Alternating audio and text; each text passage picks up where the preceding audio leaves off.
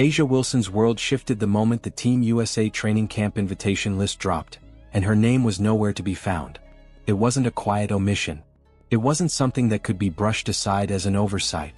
It was deliberate. It was loud without a single word being spoken. And it signaled a seismic change in women's basketball that had been building slowly, then suddenly exploding into the open. Because while Wilson watched from a distance, Caitlin Clark walked straight into Duke University's December training camp, the gateway to the 2026 World Cup and the 2028 Olympics. Clark stepped into the spotlight as if she had been born for it. Wilson, once the undisputed face of Team USA, was left standing outside the frame of the picture she used to dominate. This wasn't just another roster decision. It was a public passing of the torch, one that arrived faster and harder than anyone expected. Clark's invitation was more than recognition. It was validation from the highest level of international basketball that she is the future, the one they want to build around, the one they see carrying the global brand into the next decade.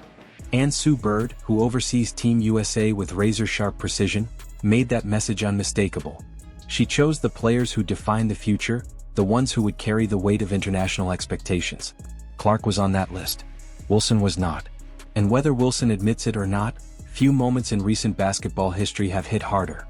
Clark's presence at the camp felt like a natural progression in her meteoric rise. She didn't just bring talent. She brought an entire movement with her. Ratings spiked around her. Merchandise sold out because of her. The WNBA rewrote broadcast plans to showcase her. Team USA saw her as more than an athlete. They saw her as the face of an era. Clark's rookie and sophomore seasons were filled with the kind of electricity leagues dream about but almost never get.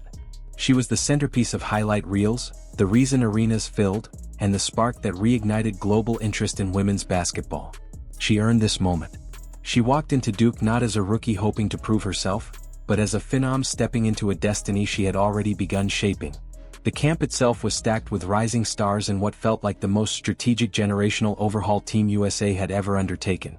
Paige Buchers, Juju Watkins, Angel Reese, Cameron Brink, Aaliyah Boston.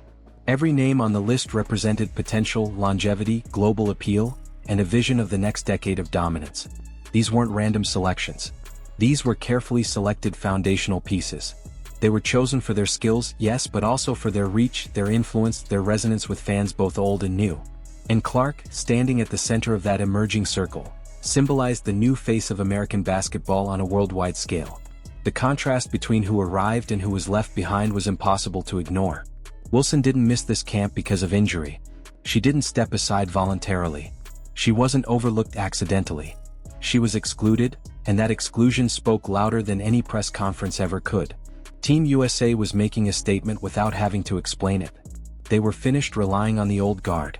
They were done carrying players who no longer aligned with the brand, the chemistry, or the vision they want moving forward. Clark didn't push Wilson out directly. The sport evolved and Clark evolved with it. Wilson simply didn't keep up. 4 months, Wilson worked hard to convince the world, and perhaps herself, that she wasn't bothered by Clark's rise.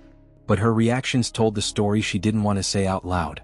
When Clark's historic Nike deal was announced, Wilson immediately tried to reclaim the spotlight with her I Have a Shoe Too campaign, a move that came off less confident and more desperate. When Clark earned national accolades, Wilson swiped at them indirectly. She liked posts suggesting others deserved the praise. She shared cryptic messages about real greatness speaking for itself. Each attempt to minimize Clark only amplified Wilson's insecurity. Fans saw the pattern as it unfolded. Clark would break a record. Wilson would post a cryptic message. Clark would sell out an arena. Wilson would remind people she had accomplishments too. Clark would land another endorsement deal. Wilson would suddenly discuss her speaking fees and claim she made the same amount, even though the numbers behind the scenes told a different story. The harder Clark shined, the more Wilson seemed to unravel.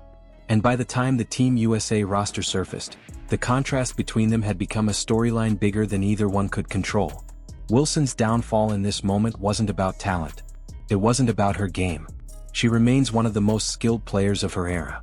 But Team USA wasn't just choosing athletes. They were choosing leaders, ambassadors, cultural forces. They wanted youth, chemistry, humility, and international appeal.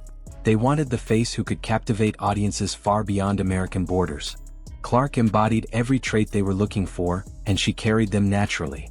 Her rise didn't feel forced. It didn't feel curated. It felt organic, unstoppable, and undeniable. Wilson, meanwhile, became defined by her reactions. Not her play. Not her leadership. Her reactions. She shifted from being celebrated for her dominance to being scrutinized for her insecurity. The public noticed her growing fixation. The league noticed. Sponsors noticed. And Team USA certainly noticed. Her absence from the camp wasn't just a snub. It was the culmination of a decline in public perception that she never saw coming and didn't know how to stop. Clark, on the other hand, stepped into her invitation with grace and quiet confidence. She didn't say a word about the drama. She didn't comment on the comparisons. She focused on the camp, the competition, the opportunity. That professionalism only widened the distance between her and Wilson. Clark looked ready for the world stage. Wilson looked stuck in a rivalry she created alone. This moment marks the dawn of a new era in women's basketball, one driven by connection, marketability, visibility, and global resonance. Clark is not just participating in the shift. She is leading it. And Team USA has wrapped its arms around that reality. The future belongs to the players who can elevate the sport beyond the court. Clark is doing exactly that. And Wilson, for the first time, is forced to face a harsh truth. The torch she once held is already being carried by someone else. As Clark prepares for the next chapter, World Cup qualifications, Olympic aspirations, and global superstardom, the question grows louder. What becomes of A'ja Wilson now?